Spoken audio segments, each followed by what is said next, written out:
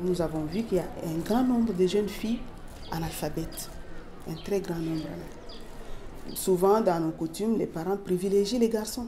Les garçons d'abord pour les études et la fille est bonne pour le ménage et pour le mariage.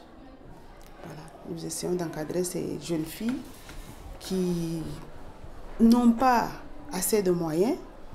Je vous l'ai dit, d'autres sont orphelines, d'autres sont prises en charge donc dans des familles d'accueil.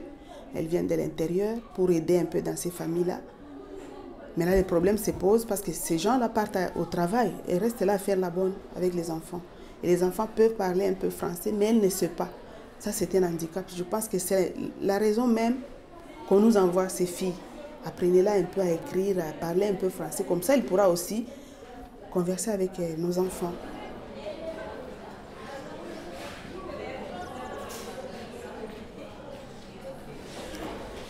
Comme on a déjà Trésine, la botami dans le village, Sungu, la famille 3-5, dans le bota 3-5.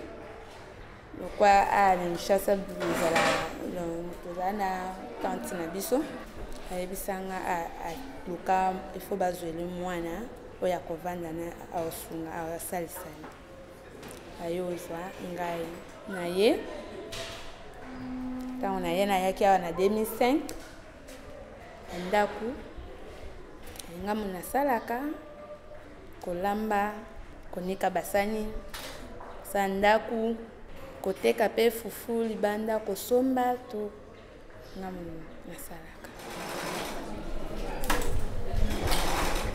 ya bayo tikangawa eloko bakiminga tawa potanto koma makuluto ya bengi sanga propre ya salahete a déplacer ki ko ba malek tellement ba moni kena mesana bango so ba yebisinga ke ba kende ba tikanga na osepelate ponga na yebi bango esika na ye na yebi bango te même si makuluto ya bengi sanga mais na omerate e moi kokate comme mindondo na mwana ya tante na biso ya liboso donc esimba vraiment te et premièrement abenganga ndoki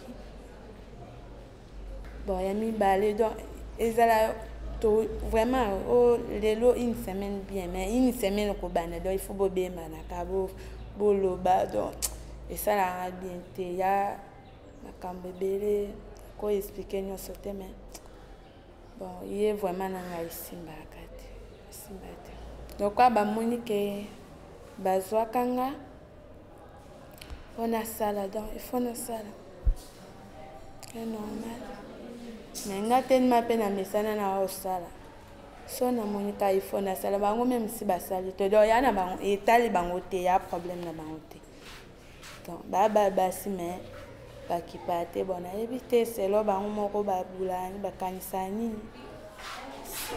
Officiellement, ce n'est pas déclaré comme des enfants domestiques.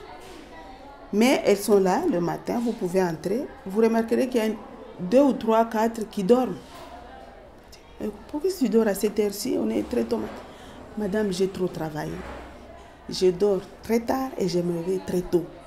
Pour faire quoi? Préparer les enfants de la maison qui doivent aller à l'école, les laver, faire leur déjeuner, aller les déposer. Et à 12 h, je dois aller les reprendre, faire le marché, préparer pour toute la famille. Donc c'est une sorte d'utilisation d'enfants domestiques.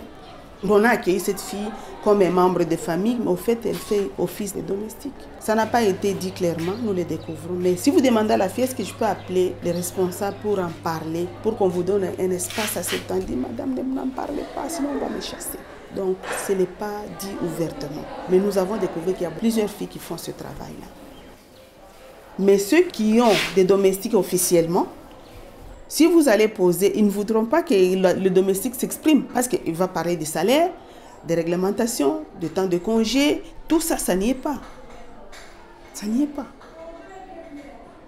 Donc il n'y a personne qui demande, ni l'État ne voit pas ce que font les domestiques. Il n'y a même pas d'association de domestiques. Eux-mêmes ne se déclarent même pas.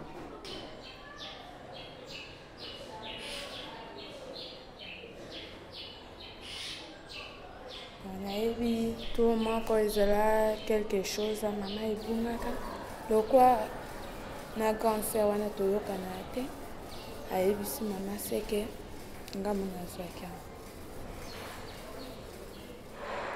koma kotoke bon naninga nyonso wana kokanisa yango te ezala tokende kutu na bandako ya nganga batala fe ngambo nazwi tu donc ekoma difficile donc na ndenge mpe aboya kofutelanga mpe minerva mais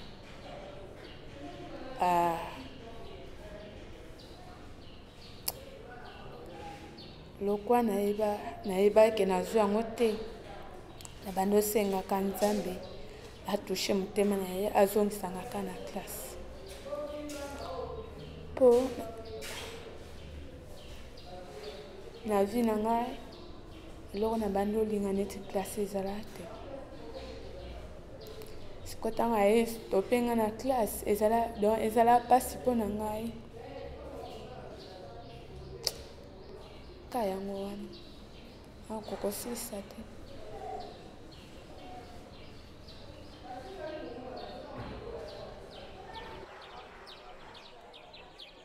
mpo na ngai eza important makasi mpo yango avenir na ngai alobi donc vie na ngai eza na mosala donc na koyekola oyo ngai nayekola wana centre donc ya bien mpo na ngai ya avenir na ngai naloba nyonso naloba ntango nyonso classe na ngai nde vie na ngai classe na ngai nde apart nzambe donc classe na ngai nde vie avenir na ngai alobi donc ya bien mpo na ngai so na ndima donc nasala donc ya bien mpo nayekola otonga mosala na ngai tu mpo ntango ata naza donc esunga ngai nazanga lipa te nazangelo te ya bien mpo na ngai